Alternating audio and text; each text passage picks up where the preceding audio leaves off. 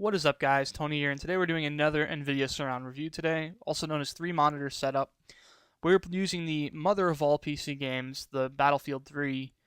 The Battlefield 3? Yeah, let's go with that. The Battlefield 3. This is the game that a lot of people benchmark with. And the reason for that is because it's very graphics intensive overall.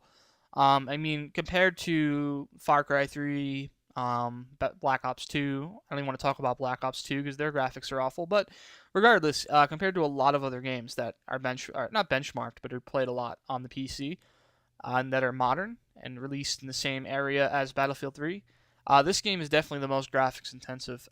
This is the one game that I noticed a massive drop in frame rate to the point where I couldn't play when I went to Nvidia Surround setup and I went to Ultra, the maxed out settings. And of course, that's expected when I'm running with a single GPU. I'm running on a 670. But overall, it is playable on Ultra. It definitely is playable, but not for me because I have a bit of a I guess high standard for frame rate. I like something around 45 or more. But anyway, so Nvidia Surround support out of the box is actually really good.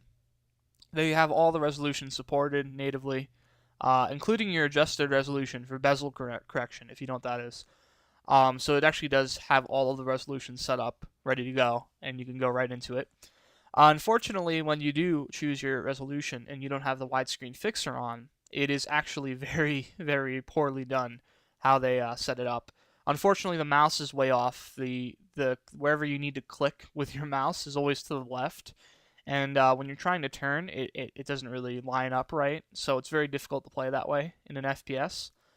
But overall, it really isn't that awful because this is probably the best support I've seen overall out of all the games. Because games like Black Ops 2, everything's stretched out. This game didn't have that problem. But you do want to use a widescreen fixer if you want to have the best playability. So I got the widescreen fixer, .org. Nothing special, just the simple widescreen fixer. Didn't need to do anything special, and it works great. It looks awesome.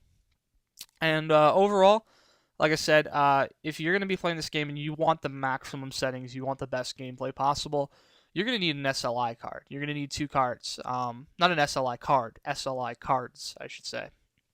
560 Ti's may even do the job. But I would recommend going 600 series and just getting maybe 660 Ti's. That would definitely work.